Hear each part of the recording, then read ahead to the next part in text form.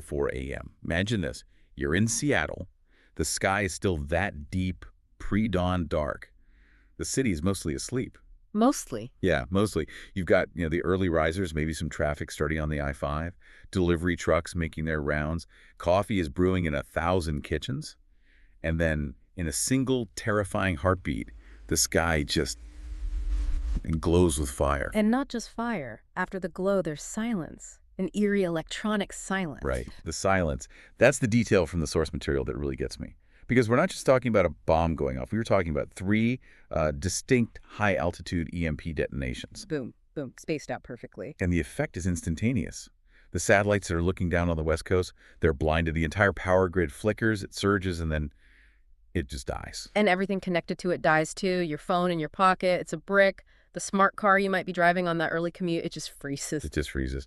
The computer that controls everything just shuts down. No brakes, no steering. You just have momentum. Imagine hundreds of those on the freeway at once. It's chaos. Mm-hmm. And that electronic silence, that's basically the starting gun, isn't it? It's the signal that the real attack is beginning. It's the overture.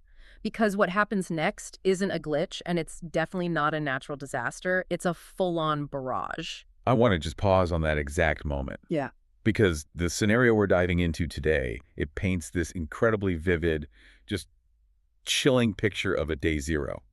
And to be clear, this isn't a small-scale terrorist attack. No, not even close. This is dozens of cruise missiles suddenly tearing across Puget Sound. They're not hitting randomly. They have very specific targets. Yeah, airfields, data centers, power substations, the critical nodes of infrastructure. And while all that is happening, while the city is reeling from these impacts, the source material says Russian commandos, Spetsnaz, who are already in place disguised as dock workers, they start blowing up the cranes at the port. It's a classic decapitation strike. You blind the enemy, you sever their communication lines, and you cripple their ability to move supplies. All at once. And then comes the real shocker. The part that sounds like it's straight out of a movie. The Trojan Horse. Exactly. These massive cargo vessels that have been sitting in international waters for days, maybe weeks. Ships that look completely normal, with Maersk or Evergreen containers stacked high. Just part of the everyday global economy. Right. And suddenly, panels on these ships slide open, and they reveal themselves to be missile platforms and troop transports. It's an incredibly effective concept because it exploits the very system we rely on. It uses the trust and the sheer volume of global trade as camouflage. And before anyone can even process what's happening, you have Chinese amphibious forces offloading troops and heavy armor right onto American soil. It sounds like pure fiction, like the old Red Dawn movie or a Tom Clancy novel from the 80s. It does feel very cinematic. But the material we're analyzing today treats this as a serious, plausible military scenario. This isn't fantasy, it's a war game. And we're going to look at the intricate strategy behind it, something called bite and hold. And then, and this is the part I find most fascinating, we're going to look at the massive, almost biological immune response of the United States, the way the entire defense apparatus wakes up. The sleeping giant cliche is a cliche for a reason. Yeah, it really is. So our mission for this deep dive is to walk through this timeline, minute by minute, day by day, from that first shocking moment at 5:04 a.m. to the weeks that follow. We really want to understand why a surprise attack like this might actually succeed for a few days. And why, ultimately, it turns into a complete death trap for the invaders. It's a story of logistics, of geography, and, I guess, of national will. Precisely. Okay, so let's go back to day zero, that initial blindside. For any of this to work, for them to get a single boot on the ground in Seattle, they have to blind us first. You mentioned the EMPs. They do, and this is a really important point. When people hear EMP, they usually think of a total apocalypse scenario. Everything with a circuit is fried forever. Right, the whole country goes dark. But in this scenario, it's a tactical use of the weapon.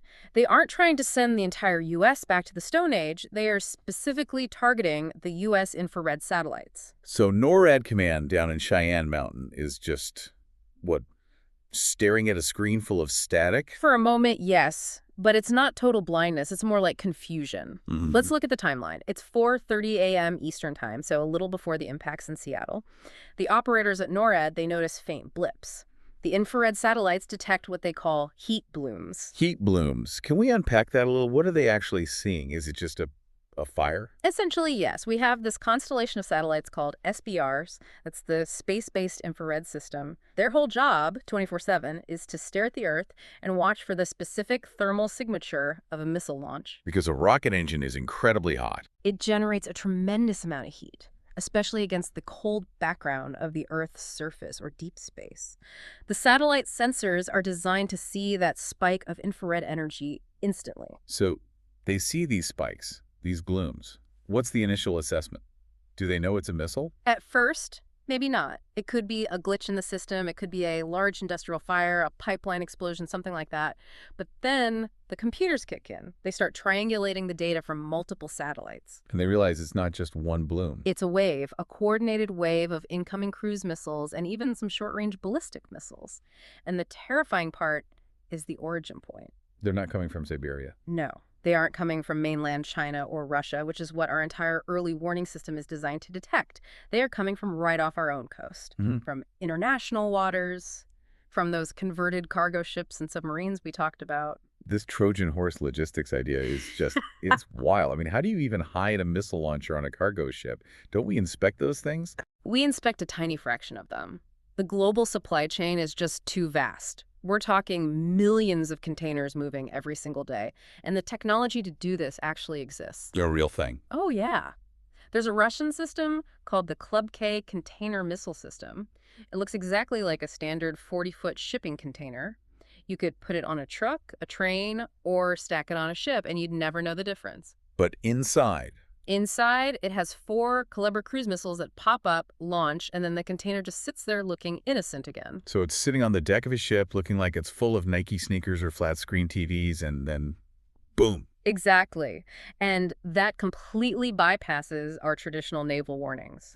If you launch an ICBM from a silo in Russia, we see that massive heat flare immediately. We have about 30 minutes to respond. Enough time to get the president to a bunker. Yes. But if you launch a sea-skimming cruise missile from a container ship just 200 miles off the coast of Washington, the warning time just evaporates. You're talking about minutes of warning, not hours. And that explains the sheer shock of it. Okay, so why Seattle? Of all the places they could hit, why not San Diego with the Navy base? Why not Washington, D.C.? Why the Pacific Northwest? It's a very calculated strategic choice. It's based on a combination of geography and critical infrastructure. First, just look at a map of Puget Sound. It's a huge waterway. It's a massive deep water inlet that penetrates deep into the U.S. landmass. From a military perspective, that's perfect for landing troops and equipment. It gives you a protected harbor. But more importantly, you have incredible concentration of high-value targets. The tech industry. The tech industry, yes. Amazon, Microsoft, Boeing. These aren't just companies. They're pillars of the U.S. and global infrastructure. You cripple them, and you cause chaos far beyond Seattle. And the military targets in the area. The crown jewel for them is Joint Base Lewis-McChord, JBLM. I've driven past that base. It is enormous. It just goes on for miles and miles. Yeah. It is. It's one of the largest military installations in the country, and that's why it's a primary target on day 0. The source material describes missile strikes specifically designed to deny them the use of their airstrips. So they're not trying to blow up the barracks. They're trying to crater the runways. Precisely. They don't need to kill every soldier. They need to make it impossible for the C-17 transport planes and the fighter jets based there to take off. They want to ground the local air support before the pilots can even wake up and get to their planes. And they hit the civilian infrastructure, too. I remember the report mentioned a massive explosion that ruptures the I-5 corridor just south of downtown. An entire overpass collapses onto the freeway. And that's not just random destruction. That is a deliberate surgical strike against logistics. It's a choke point. It's cutting the main artery. If you sever the I-5, you make it incredibly difficult for the U.S. military to move heavy armor tanks, Stryker vehicles, north and south along the coast. Those things are heavy. They need reinforced roads or railways. You drop a major bridge, and you've effectively isolated the city from a rapid ground response from the south. It's all about isolation. Which brings us back to this bite and hold concept. Because when I first read this scenario, my first thought was, are they insane? Are they trying to conquer the whole United States? That seems, impossible. And it is impossible. Absolutely no invasion force could occupy the entire continental United States. The logistics alone are a nightmare. You'd need tens of millions of soldiers. So that's not the plan. Not at all. That's why the strategy is called bite and hold. It's limited in its objective. So what's the end game of a strategy like that? What do they hope to achieve? The goal isn't to march on Washington, D.C. and raise a flag over the White House. The goal is to seize a single key strategic area, in this case Seattle, and establish a heavily defended foothold, a fortress. From there, they want to push the U.S. Navy out of the Pacific, at least temporarily, just long enough to establish maritime dominance in the region. So if they can hold Seattle, they have a bargaining chip? The ultimate bargaining chip. It's basically a hostage situation, but the hostage is a major American city with millions of people inside. Wow. They want to create what's called a fait accompli, a done deal. They want to be in a position to say to the U.S. president, look, we have Seattle, we have your citizens. Do you really want to risk a full-scale nuclear war to get it back? Do you want us to turn Seattle into radioactive glass?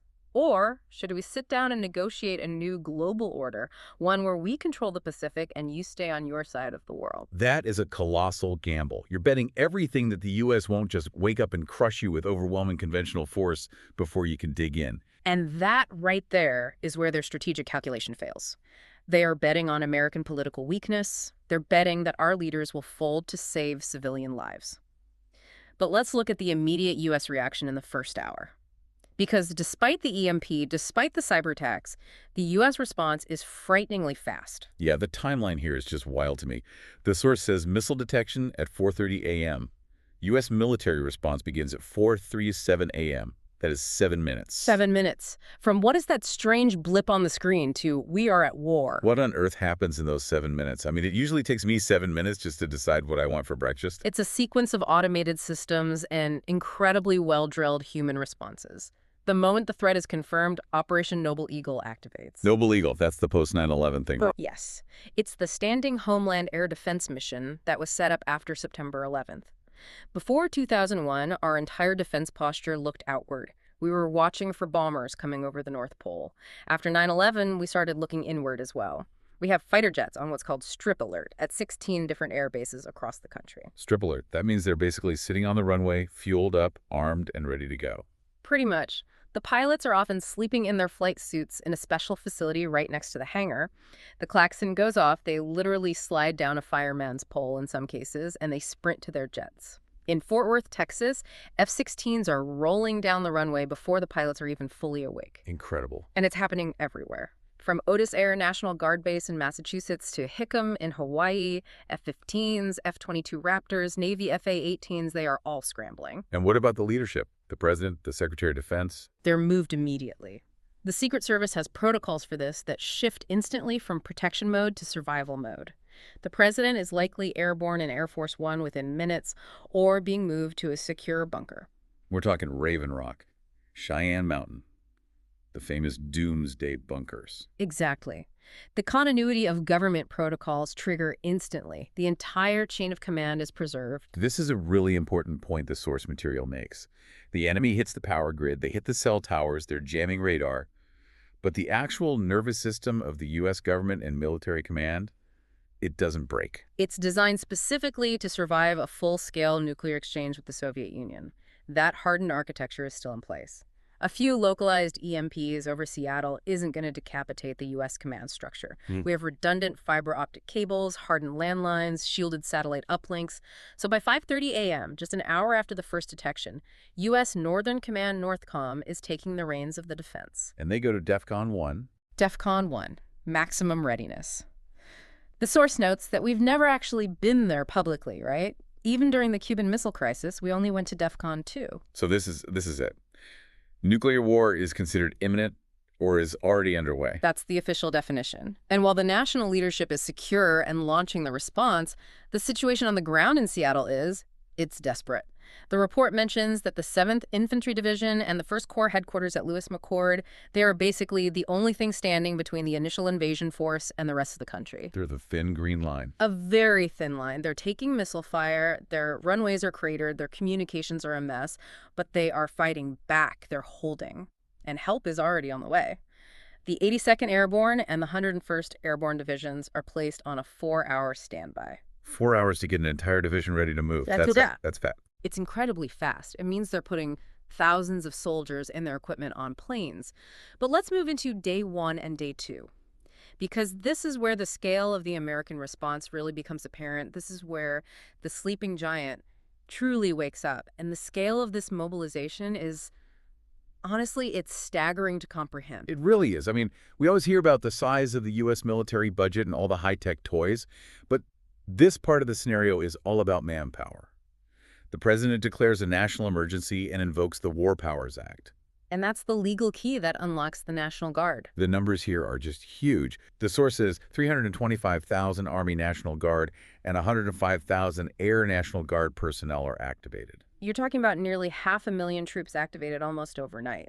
And we have to remember, these aren't just, the weekend warriors in the old derogatory sense. No, a lot of these people have combat experience. A huge percentage of them are veterans of Iraq and Afghanistan. They are trained soldiers with their own equipment embedded in every single community across America. An infantry company in Ohio, a fighter wing in Florida, a cyber warfare unit in California. They are everywhere. And the source material paints this really vivid picture of how the scenery of America literally changes in 48 hours. It's not just troops getting on planes somewhere far away, it's the visual shift in daily life. You suddenly got sandbag machine gun nests on the bridges in New York City, military checkpoints in Washington, D.C. Air defense batteries just sprouting up at civilian airports. You're driving past your local airport in Eugene, Oregon, or Bellingham, Washington, and all of a sudden there's a Patriot missile battery sitting on the tarmac next to the Southwest Airlines gates. The entire country militarizes. But it's not just the official military, is it? This is what the source calls the uniquely American variable, the civilian population. Yes, the civilian factor. This is something that military planners and wargamers often really struggle to model because it's chaotic and unpredictable. There's this duality described in the notes. On the one hand, you get absolute panic. The source compares it to the toilet paper panic of the COVID pandemic, but magnified 1,000 times. Right, it's panic buying. But instead of toilet paper, it's canned food, bottled water, fuel, batteries, ammunition. The shelves in every Walmart and Costco in the country are empty in a matter of hours, and you have refugees fleeing the West Coast, clogging up the highways that aren't already destroyed. It becomes an instant humanitarian crisis. But then you have the other side of that coin, the resistance. The guns. The guns. The statistic provided in the analysis is just mind-boggling. 393 million privately owned firearms in the United States. That's more than one gun for every single man, woman, and child in the country. It is, by a significant margin. It's the most heavily armed civilian population in the history of the world. And the source notes that something fascinating starts to happen at the local level. Local law enforcement sheriffs in rural counties, police chiefs in small towns, they start quietly coordinating with local gun clubs and militias. That feels like a very legal gray area, doesn't it? Oh, it's a huge gray area. Technically, these are unorganized militias. But in a DEFCON 1 scenario, when there are enemy soldiers on U.S. soil, a lot of those legal niceties tend to evaporate. The county sheriff deputizes the members of the local shooting range and tells them to go guard the town's power substation and water tower. And that creates a terrifying prospect for an invading soldier. You land in Seattle, you secure the port, you control the downtown area. But the second you try to move into the suburbs or push into the rural areas, you are entering an intensely hostile environment.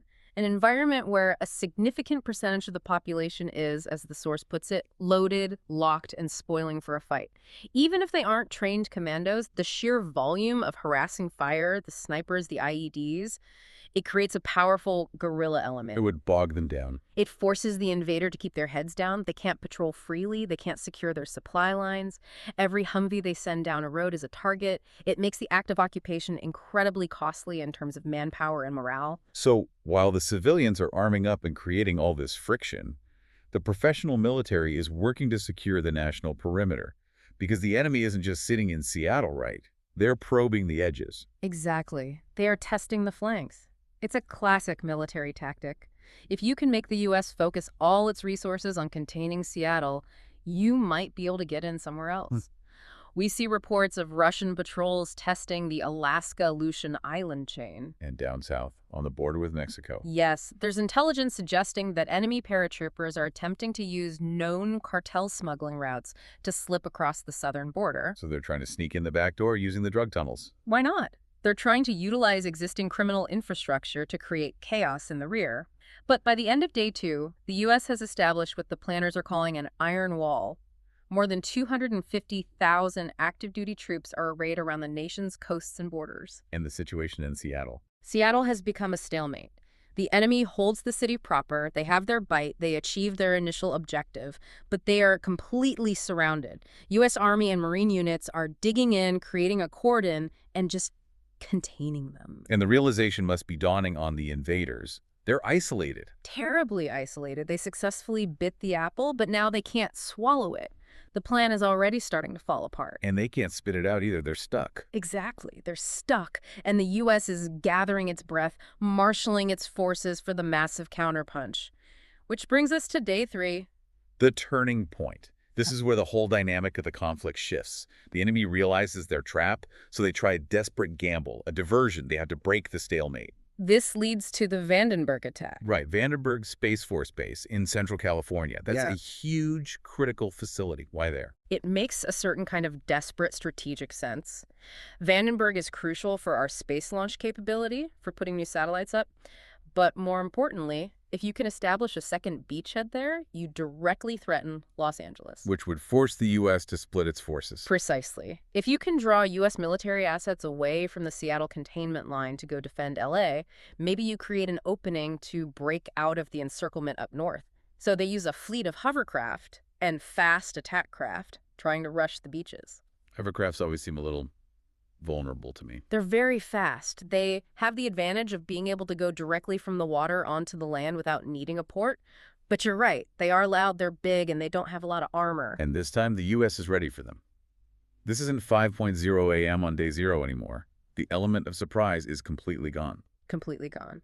The U.S. has had 72 hours to move assets, to set up defenses, to get ready. The entire coastline is on high alert. And the description of this battle in the source material is it's brutal. It's an absolute massacre. You've got Avenger air defense systems. Those are the Humvees with Stinger missile pods on top, and Marine Stinger teams on the cliffs, just lighting up the hovercraft before they can even hit the sand. And then the real hammer falls. The AC-130 gunships show up. The AC-130, spooky. It's almost a mythical weapon system. It is a devastatingly effective weapon for ground support. For anyone listening, imagine a big C-130 cargo plane. Now imagine it's been retrofitted with a 105mm howitzer, an actual artillery piece sticking out the side, along with Gatling guns and cannons. A flying battleship. It flies in a slow, high circle over the target, what pilots call a pylon turn, and it just rains down an unbelievable amount of precise fire on one specific spot against light naval craft and exposed infantry on a beach. Well, it's not a fair fight. It's a turkey shoot. The entire engagement is over in less than 2 hours. Less than 2 hours to repel a major amphibious assault. That's incredible efficiency. And the intelligence they get from the survivors, the interrogations, it confirms what they suspected. Yes. The interrogations reveal the enemy's desperation. They needed to fracture U.S. logistics because their own supply lines are already stretched to the breaking point. They're running low on ammunition, on fuel, on food. And their problems are about to get a lot worse because it's not just the U.S. fighting back anymore. By day 3, the international cavalry starts to arrive. Yeah, this part of the scenario is so crucial. We hear so much political talk about alliances being outdated, but when the chips are down, those alliances matter immensely. And Canada's the first one in. Naturally, it's their continent too. Yeah. If Seattle falls for good, Vancouver's right next door.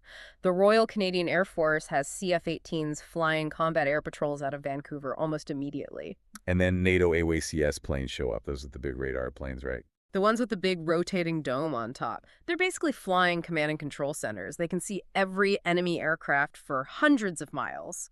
And then you have Japanese destroyers helping to clear the Central Pacific of enemy submarines. This is a critical geopolitical point the analysis makes. The invasion was probably intended to shatter the American alliance system. The thinking was likely, if we hit America hard, its allies in Europe and Asia will be too scared to do anything, they'll stay home. But it had the exact opposite effect. It unified them. It triggered Article 5 of the NATO treaty. An attack on one is an attack on all. It brought the entire democratic alliance system together in a way we haven't seen since the height of the Cold War. The gamble backfired completely. So the shield is up, the allies are here, and now comes the sword. Operation Backtide. Operation Backtide, the great American counterstrike to clear the Pacific of the invasion fleet. This is where the U.S. military fully transitions from defense to offense. And we're talking about the heavy hitters now. B-2 Spirit stealth bombers taking off from Whiteman Air Force Base in Missouri. Their mission is pure decapitation. They are designed to fly halfway around the world, completely unseen by enemy radar, and hit the most high-value targets. In this case, they are hunting the enemy's command and control ships that are lurking off the coast. And then you've got the B-1 Lancers. I love the B-1s. They're the fast ones, the supersonic ones. The bone, as the crews call it.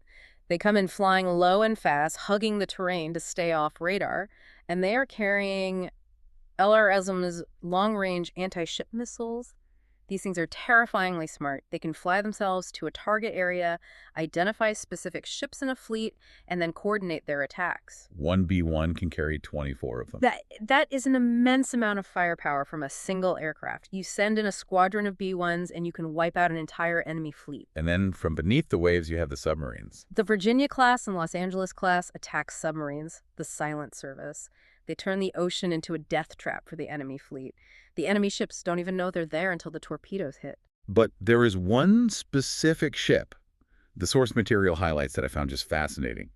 The USS Zumwalt. Ah, yes, the controversial Zumwalt. That's the crazy-looking stealth destroyer that everyone in defense circles always makes fun of, right? The one that costs billions of dollars. Right. And the special ammunition for its main guns costs like $800,000 a round, so the Navy never actually bought any. It has had a very, very troubled development history. Cost overruns, canceled systems. For a long time, it was a ship without a clear mission, a technology demonstrator that was too expensive to use. But in this scenario, it finally has its moment. It's the ultimate redemption arc. It really is. The source details how it uses its unique stealth profile to get closer to the enemy landing zones than any other surface ship could. And it uses its advanced gun systems, now firing hypervelocity rounds, to just obliterate Russian and Chinese landing vessels from enormous distances. It's finally doing exactly what it was designed to do: land attack and sea control. So you have the stealth bombers from above, the subs from below, and the Zumwalt from the surface, all hitting the enemy fleet at the same time. What's the result? Utter decimation. The enemy's naval force is torn to pieces. Their supply lines are not just cut, they are annihilated. The source mentions these floating pontoon bases they were using to resupply the troops in Seattle. Those are all sunk. So if you are an invading soldier sitting in a foxhole in downtown Seattle at the end of day 4, You are completely and utterly trapped. There's no more food coming, no more ammunition coming, and there is no way out. The bite and hold strategy has become a siege, and you are on the wrong side of the castle wall. The Pacific Ocean, which was your highway to get here, is now an impassable barrier owned by the U.S. Navy. which leads us to the mopping up phase, days 5 through 7. This is where the enemy's desperation really boils over. The last gasp. Huntington Beach, California, they try one more amphibious landing. It's a suicide mission, really. It makes no military sense at that point. It's a desperate last-ditch attempt to get something on the board, maybe to distract from the impending slaughter of their forces in the north. And the visual here is so striking. The source describes enemy flags flying over a beachfront hotel, armored vehicles rolling down the Pacific Coast Highway. It's purely symbolic. It's a propaganda move designed for the cameras. To be able to say, we raised our flag over a second American city, it was the first time a foreign flag had flown over a U.S. city in conquest since the British in 1814. But it doesn't last long at all. It lasts less than 24 hours. They made a fatal mistake. They landed in Huntington Beach, which is basically in the backyard of Marine Corps Base Camp Pendleton. That's a bad neighborhood to pick a fight in. It might be the worst possible neighborhood in the world. The 1st Marine Division is based there. You are landing your light forces on the doorstep of an entire division of angry Marines with their own tanks, striker brigades, and attack helicopters. It's not even a battle. It's a cleanup operation. And while the Marines are cleaning up the beaches in California, the U.S. National Command decides it's not enough to just defend anymore. It's time to retaliate, to take the fight to the source. This is the critical moment of escalation. The U.S. doesn't just push them out of our house. We follow them home and bring their house down. The strategy shifts from repel to punish. We're talking about global strikes now. Yes, Ohio-class submarines, the big ballistic missile subs, but retrofitted to carry hundreds of conventional Tomahawk cruise missiles and B-52 bombers. They launch coordinated conventional strikes on military ports in the South China Sea and in Vladivostok, Russia. Whoa, so we are bombing mainland Russia and mainland China with conventional weapons. That feels incredibly dangerous. That's right on the edge of nuclear war. It is unbelievably dangerous, but the strategic logic is clear. You hit our homeland, your homeland is now fair game. It's targeted, though. They're hitting the shipyards, the naval bases, the supply depots. It's a way of systematically degrading their ability to ever launch a second wave. And what about the cyber warfare aspect? U.S. Cyber Command goes fully on the offensive. They shut down enemy power grids. They ground their air forces by hacking into their logistics and maintenance networks. It's a powerful way of showing them that we can touch you anywhere, anytime, without ever dropping a bomb. And back on the ground in the U.S., the Special Operations Forces are going to work. Oh, yeah. The force describes Navy SEALs sweeping through the San Juan Islands north of Seattle. That's tricky, complex terrain with lots of little coves and hiding spots for enemy commandos. And you have Army Special Forces hunting the remaining Spetsnaz teams in the mountains of Alaska. It becomes a giant manhunt. And even psychological warfare. I saw a note about dropping leaflet bombs. That feels very old school, very World War II. It's old school, but it's incredibly effective. You drop millions of leaflets on enemy cities, printed in their own language, warning civilians to stay away from military targets, telling them that their leaders have led them into a catastrophic disaster. It's a way to undermine the enemy government's narrative. Because their state-run media is probably telling them they're winning. Exactly. But it's hard to believe the propaganda when you're picking up a piece of paper that says, "Your Navy is at the bottom of the Pacific Ocean. Surrender now." It breaks the propaganda bubble. So by the end of the first week, the invasion is effectively broken, the fleet is sunk, the surrounded troops are being mopped up, the diversionary attacks have failed. But the story doesn't end there. The source talks about the long-term impact, the creation of Fortress America. This is the permanent shift in the national psychology and, more importantly, in our industrial posture. The arsenal of democracy is reborn for the 21st century. I love this part about Detroit. It's so reminiscent of the stories from World War II, where they stopped making passenger cars and started making tanks and bombers. The Defense Production Act kicks in. Ford stops making F-150 pickups. And starts churning out Humvees and Stryker armored vehicles. General Motors retools its engine plants to produce engines for M1 Abrams tanks. The industrial might of the U.S. is slow to get moving, but once it turns, it produces war material at a scale that no other nation on Earth can match. And Boeing pivots from making 737s to making stealth drones and transport aircraft around the clock. And you see a modern twist that we didn't have in World War II. Silicon Valley pivots. The giant tech companies effectively become digital defense contractors overnight. They are using their AI and machine learning expertise for logistics, for threat assessment. The engineers who were coding social media algorithms a week ago are now coding guidance systems for drone swarms. And what about the workforce? The source mentions they start drafting people. Not a general draft for infantrymen, like in Vietnam. The analysis suggests we would have more than enough volunteers for that. The recruiting stations would be overflowing. But it's a targeted, specialized draft. For people with specific skills. Exactly. Linguists who speak Russian and Mandarin, coders, cybersecurity experts. If you know how to hack a Russian power grid SCADA system, Uncle Sam wants you. And life changes for everybody. This becomes the new normal. It does. The source describes schools having armored buses, people planting victory gardens in their suburban backyards again to supplement the food supply, rationing of fuel and certain goods because the military needs it all for the war effort. It sounds incredibly hard. It sounds like a huge step backward in our quality of life. It is hard, but the analysis suggests it would also be incredibly unifying. It would end the political polarization when there is a clear and present existential threat, when there are enemy tanks on American soil. All the societal divisions over politics and culture tend to evaporate very quickly. A total defense mindset takes over. Neighbors start helping neighbors again. And the Space Force. We haven't talked much about them, but they're working overtime, launching new satellites to replace the ones that got blinded in the first few minutes of the attack. Rapid response launches. Private space companies like SpaceX are effectively nationalized. They are putting new eyes in the sky faster than the enemy could ever hope to shoot them down. So let's talk about the strategic end state here. We win the conventional war, obviously. We win the battle, yes. The enemy's economy is shattered by global sanctions and the naval blockades. The trapped invasion force in Seattle is eventually forced to surrender. The city is liberated, block by painful block. And the bite and hold strategy is officially a failure. It's confirmed as a catastrophic strategic failure. It fundamentally misunderstood and underestimated the strategic depth of the United States, but the result is a permanently changed America. This idea of Fortress North America becomes a reality. What does that actually look like in practice? It means a permanently hardened defensive posture, from the Panama Canal all the way to the Arctic.